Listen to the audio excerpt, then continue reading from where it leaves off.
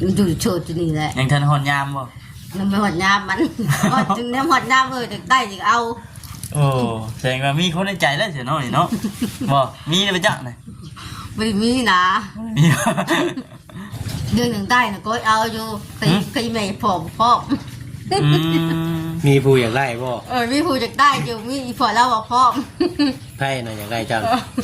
ใครอยากได้คนบ้านนี่บ่อยู่คนบ้านนี่นะจักปีคนเฒ่าแล้วไม่เท่าได้ยุ่มตัวยังนุ่มอยู่ประมาณเดียวเจ้าคือบ่เอาใช่อยากได้เอาคือว่าอยากได้อยู่อยากได้ดูใครแม่บอกพร้อมอยากได้อยู่แต่พ่อกับแม่น่ะบ่พร้อมเลยแล้วบ่อยากให้เอาใครชื่อมีชื่อบ่ชื่อแล้วนี่นะ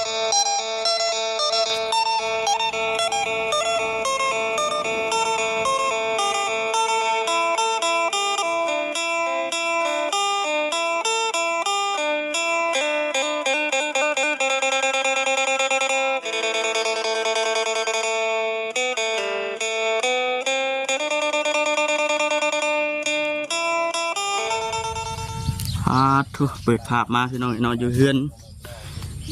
แม่โจรหรือว่าเฮือนคือโจรพี่น้องเนาะทักทายสบายดียามเช้าเด้อพี่น้องเด้อเนาะแวะเวียนเข้ามาถือว่าโดนนานเลย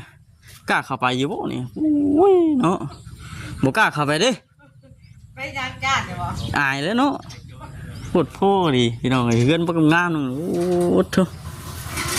ปวดเกิบก่อนเด้อปวดเกิบเข้าไปก่อนแวะเวียนเข้ามาเยี่ยมยานทั้งนั้นแม่จรเพิ่นอีกก่อนพี่น้องเนาะโดนนานพอสมควรพอได้มาพ่อกันสบายดี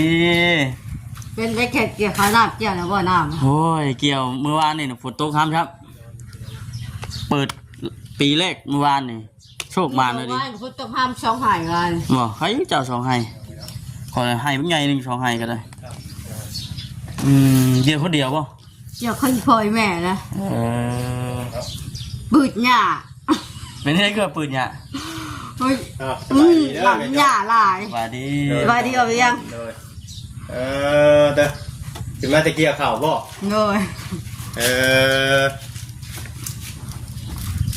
เกี่ยวอะไรจังไห้ได้คือว่าฝนตกอยู่กับยังเกี่ยวข่าวเกี่ยวมันยามันห้ำบ่ห้ำกุจามันห้ำกระยามันหอนยามันดิหอนยามันเลยเอาแล้วได้ซื้อข้าวดินเนาะเจ้าได้ซื้อข้าวได้เนาะ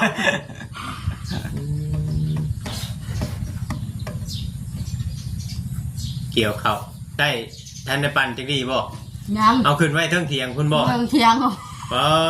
ขึ้นไว้เทิงเถียงเลยข้าวเพิ่นจะคนเกี่ยวข้าวจะ2 คนไปแม่ละพ่อใหญ่ได้ไปใช่พ่อใหญ่ได้ก็อยู่หันแล้วแต่หลายคนอยู่แล้วใช่เนาะ2-3 คนพุ่นแหละลูกเจ้าได้ใช่ลูกไปโรงเรียนเบิดโรงเรียนเสื้อก็ซื้อข้าวไปกินผู้น้องกับไปมาคำผูกมาทีเดียวมาบัดเดียวเลยไก่เนาะไก่ที่เขาที่น่าไปกินนะเกี่ยวอะไรจังไห้แล้วเขาก็แล้ว1เดี๋ยวเบิดเลยบ่ยังลายนะมันแค่ต่อเขาเมลเปิดชุดเด่งเลยอยู่พุ่นได้ใช่ยังมันไก่ชีเรืองล่ะเขาลายนี่เขานาแล้วเนาะงามนี่พวกนี้แนมไปเป็นบีอยู่เนาะ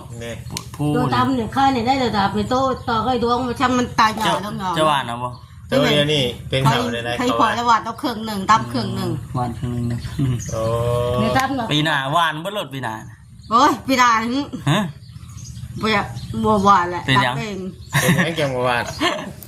เป็นยังมึงแนมใจหย่อลงอีเมลปีหน้าจ่ายว่าดับเอานะเมื่อ2 ไห่ก็ดับเอาวะดับเอาไม่ซ่าแล้วอยากไวเนาะจุดเลยกูหากระเติมแบตเตอรี่จ่ายเลย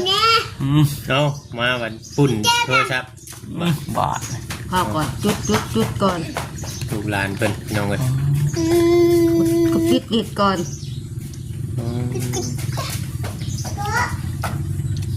อย่าดื้อนางน้องจับดีลานบ่ลาน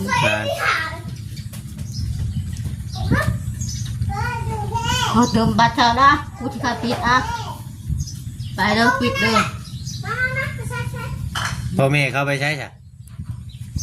เกิดบ่ได้มาเลยบอกเกี่ยวเขา บ่ได้มาแล้ว ฮะ บ่ได้มา บ่ได้มาเลย บ่ได้มาเลยแล้ว แต่เจ้านี่เป็นคนเกี่ยวเลี้ยงลูกเขาอีกเกี่ยวเขาอีกเจ้า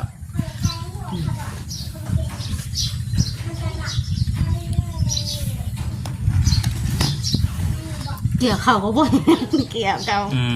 เกี่ยวค่อยแบกกระจุกอยู่โว้ยพอจุกก็น้อบ่แล้วเข้าสิปัดแล้วชิด ไม่น้องบอล มีหยังบัดฮะ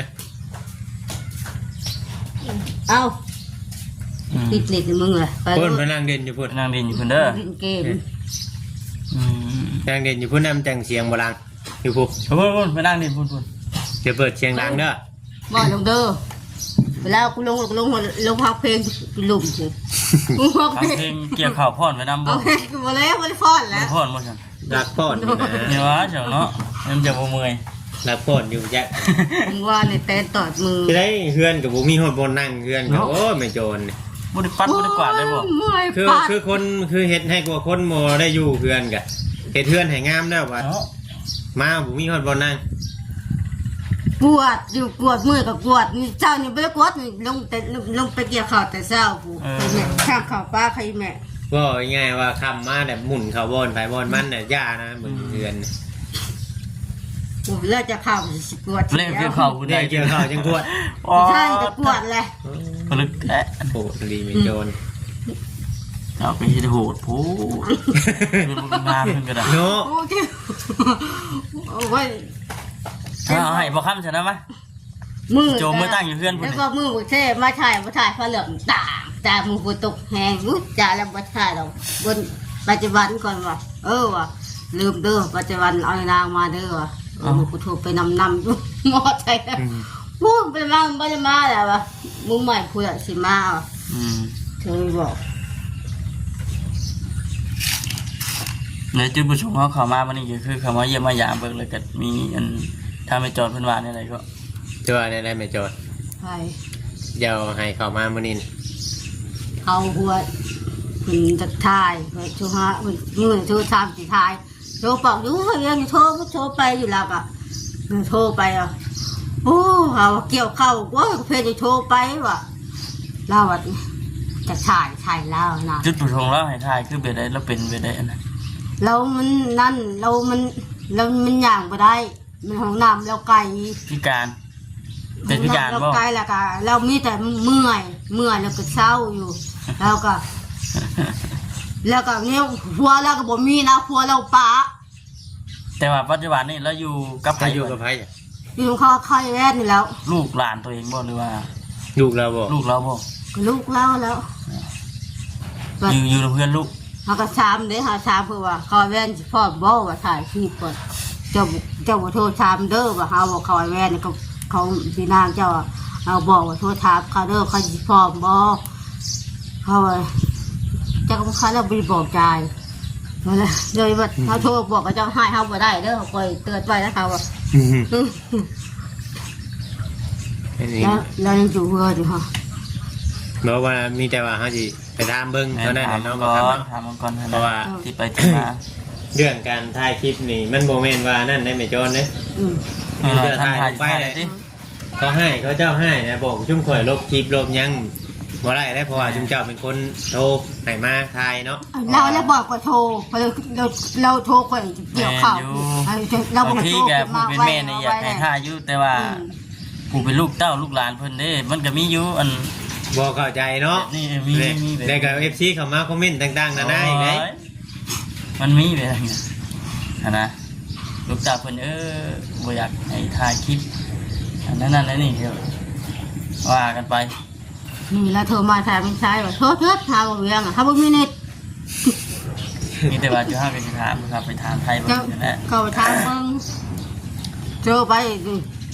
โทรรถถ้าบ่เรื่องอ่ะว่าบ่มีเน็ตว่ะตัวเติมมาเงินน่ะสิเติมบัตรให้นี่เต็มว่ะเต็มก็บ่มีว่ะโอ้คอมเอาโอ้ยมีเน็ตบ่ไปเติมแบบเบิดแล้วว่ะแต่มีอยู่เงินอ่ะค่าโชว์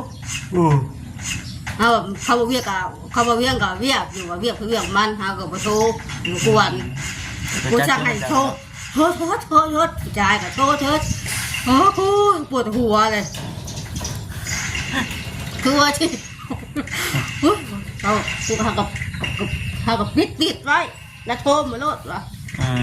กูโทรหายจอนะคือบ่ติดว่ะติดได้ปิดนิดว่ะเต็มบ่มีเงินนิดที่คันเติมมีดูนิดนั่นที่คันแล้วโทรมา3ที่เทื่อที่คัดครับเกี่ยวเข่าไปที่ฮับคัดจังว่าฟังเพลงพ่อนนะดิจะแล้วฟังเพลงกับเต้นไปน้ำแนมม่วนเต้นไปน้ำพ่อม่วนไปนั่นบ่ม่วนแล้ว จะลืมมันเมื่อยดิลืมมันเมื่อยเนาะมันก็สบายได้แบบนี้เนาะครับเกี่ยวข้าวเกี่ยวยังกันฟังเพลงไปน้ำม่วนว่ามีความสุขมีเพลงกับม่วนกับไปทางไปน้ำม่วนกับบ่เต้นแบบบ่ได้นั่นเลยเนาะแบบบ่ชี้เดียดอย่างเลยฝนตกห้ามเข่าก็บ่ได้ช่ออย่างนั้นบ่คือนี่กูซุกเห็นดิบ่คือดูขึ้นนั่งอย่างนั้นนี่กูซุกเฉยบ่จะเข่ามันสิตึกหนาวเนาะยังบ่จักหยังเลยเต้นกึ๊บบ่จักหยังเลย ม่วนกึ๊บดิเอารถไปแก่ทางไหนจะไปแก่เขาคือนาจังแสนบ่โค้งไปคุณบ่นาจะเล็กไก่เงินนี่ไก่กันนี่แหละเขาหาเหล่าเด้นี่คนขึ้นทั้งเถียงบัดสิปั้นนะคนลงมาอีกบัดสิบลงเก็บเบิดเดียวกับสี่ปั่นทีเดียวทั้งกับขาเข่าก็ฮุบออกไก่เฮือนมาใช้เข่าอันนี้เห็นเนาะกลางบ่เข่ากลางสมมันต้องใช้เข่าดอเนาะนี่เดี๋ยวมันจะบ่ตันทางตัวเองได้ใช้แต่มีเข่าดอลงไปพูดเลยผู้เขาจะว่ากาดอะไรง่ายก่อนนะที่โดนนะเบิ่งแล้วปั่นแล้วก็สั่งให้ปั่นรถลงหน้าหูพอสั่งให้ปั่นมันจะฮุบทีเดียวจะละจะฮุบเลยขอน้องเด็กน้อยบ่ได้มาเกี่ยวเขาซอยบ่นะคำบ่ชนอีกเป็นยังคือผู้ชนบ่ฮะไปโทรเด่นน้ำกันบ่จ้ะบ่เจ้าบ่ชนเนื้อเพิ่นบ่ชนก็เฮามาชนนี่แล้วโทรไปก็บ่หับอยู่เอ้าจะโทรไปอยู่โทรไปบ่มันเปลี่ยนเบอร์ใหม่นะเปลี่ยนเพจใหม่เลยเปลี่ยนเพจใหม่เนี่ยบ่ติดต่อบ่ได้ว่าง่ายๆแท้ต่อบ่ได้บ่จักเลยว่าเป็นจังไดดีนี่ติบ่เท่ป่ะไปบ่เมื่อบ้านอีแตงบ่นูบ่ไปอีกว่ะไปรถว่ะถึงบอกชวนไปรถเวียกไปรถว่ะเวียกกันอยู่เฮือนนี่แหละบอกง่ายว่าตั้งแต่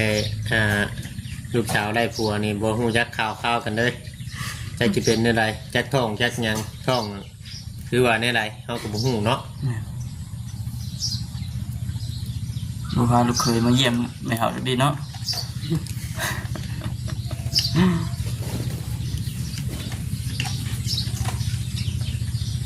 บ่จักนะไผก็พวกมันทางเขาอันบ่ลอยบ่ยังพุ่นก็น่าจะบ่ฮู้ข่าวหรอกมีเขาร้อยแล้วมาเจียมเจ้านะโดยมาถึงบ่ได้มาเดินบ้ามือปุงนี่มือปุงนี่แล้วเรามากับใครมากับผัวแล้วผัวกับเมียแล้วผลมาเจียมซื้อเจียมเป็นด้อยคือกับเมื่อข้าวเมื่อผัวมาก็แต่งมากัดแกงกับไม้แต่งผลกินผลมาอยู่มาดีหน่อยผลเอาบ้าเงินให้เขาเสียค่าไฟแล้วใครคนตายคนเก็บนี่เด้ไม่ค่อยพูดแล้วเป็นมาแล้วเพิ่นไม่ได้เบาเรื่องนั่งแดงบ่เพิ่นไม่ได้ติดต่อกันบ่ผมไม่ได้ติดต่อกันนะผมก็ว่ามาอยู่ผมก็มาผมก็ทีแรกว่าน้องแดงไปโทรหาเจ้าบ่ป้าบ่ผมก็เขาไปโทรมาเขาก็แบบที่แหละเขาก็ไปโทรมาเลยเขาก็ผู้คนนี้แต่โทรมาหาเจ้าอยู่บ่โทรอยู่ผมโทรมาถึงเขาลอยว่าโทรหาเขาบ่โทรหาเขาแล้ว เนี่ยเขาเห็นงานญี่ปุ่นเด้ครูเขาก็มาดูเขาก็เสือไก่กึกโชว์มาโชว์มาทีนึง โทรมาเลยว่าเขาคุยกันได้บ้าง บ่จัก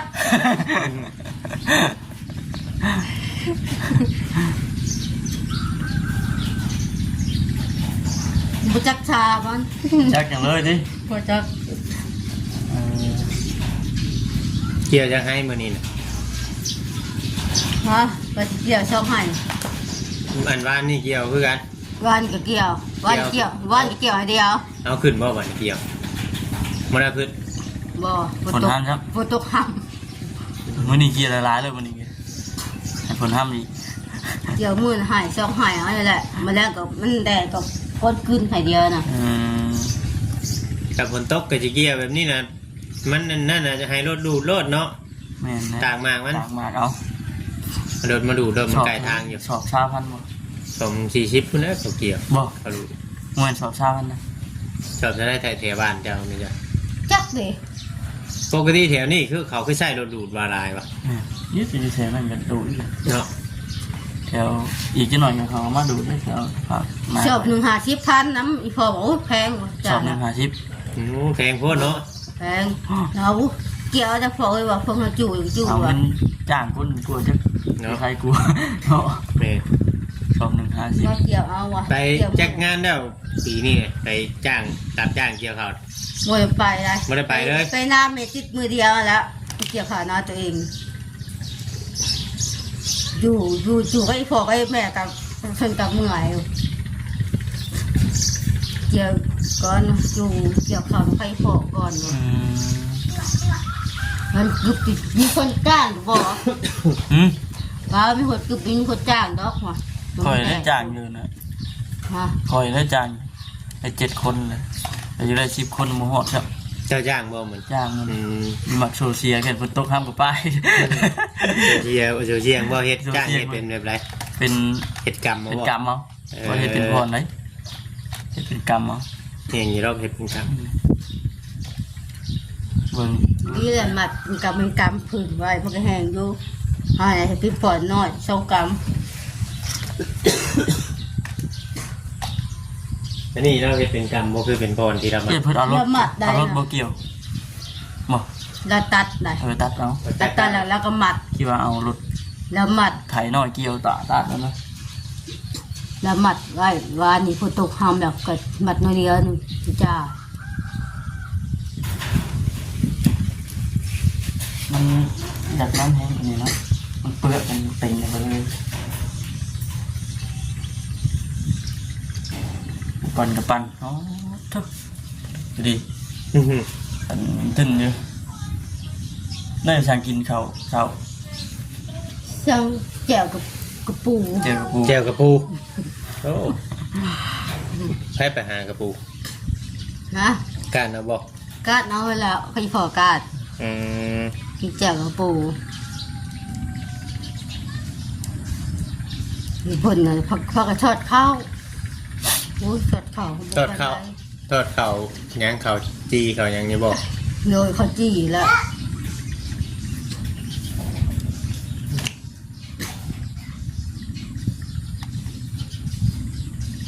น้องแดงน้อยกับอาพัวได้ผู้แม่จอนได้บ่อยากได้บ่ฮะ บอก สมออยู่ มองแล้ว บ่อยากได้มันก็เจ้าก็ทำสิเกี่ยวอันเกี่ยวข้าว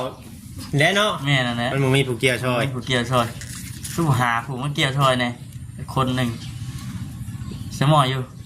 มอง บ่ได้คิดอยู่ดิ บอก เออ มันประหยัดได้นะ ยังบ่ได้อะไรอยู่ มันอยู่โชว์ที่นี่แหละ ยังทันหอนยามบ่ มันไม่หอดน้ำมันหอดถึงน้ำหอดน้ำเลยแต่ได้จึงเอา โอ้แสดงว่ามีคนในใจแล้วเสียน้อยเนาะบ่มีเลยจักน่ะ ไม่ได้มีนะ มีเอาหยอกว่าหัวเราก่อนพี่น้อยเนาะยันว่าจะดอกยันว่าอยู่โสดเหงามาดนน่ะ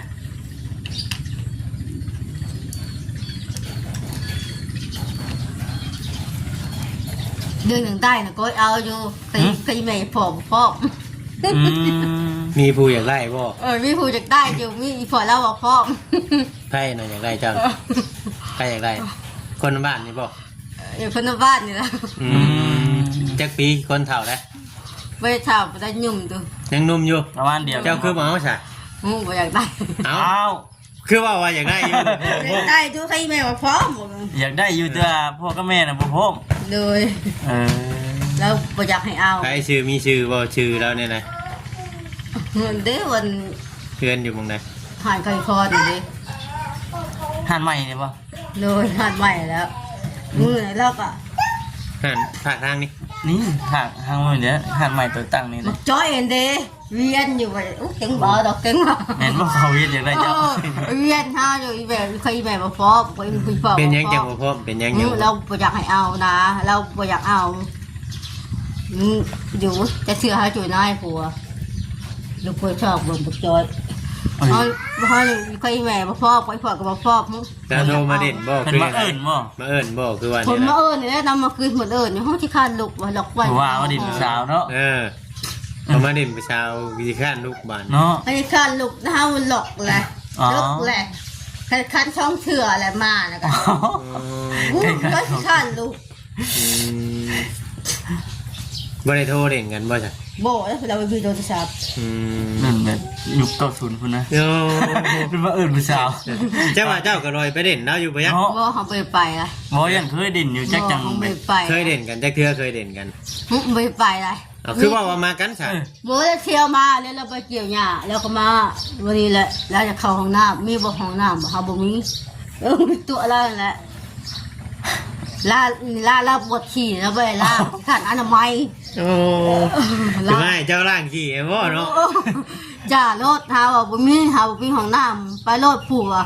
เมื่อผู้แล้วก็ยุ่งแล้วก็ยุ่งเมื่อบาดนี้ ผู้ว่ากันเนาะโหดดี เต็งก็บ่สนใจนะเต็งก็จิตนายผู้ไปเพิ่นว่าไปแบบหึ่มอยู่โอ้เต็งได้ยินเต็งก็บ่ปักแล้วเต็งช้อนกูเลยแม่นแล้ว ว่าก็โหด ว่าถ้ามาถึงบ้านคุยกับแม่เฒ่าพี่สาวว่าดีอยู่ในเฮือน ครับดินตูนะจังหน่อยนึงดิ โอ้คนนี้จิตนายบ่ได้แล้วเต็ง แต่ว่าเรามาหยอกมาน่ะชื่อบอกว่าเรามักปะยัก กับฟังเพลงตีบ่ได้ยินนี่แม่บ่ได้ยิน เรามาแต่เราบอกว่าเรามักประจักษ์มาโจรบอกว่าชื่อประจักษ์จอน นี่เขาน้องเขาก็บอกอยู่ว่าจะเอาไปจ่าเด้อเขาว่าเขาไม่พรบอกพ่อเขาว่าฉันก็บอกพ่อบอกให้ไม่ใครน้องเขาแล้วว่ะบ่ต้องเอาเด้อว่ะ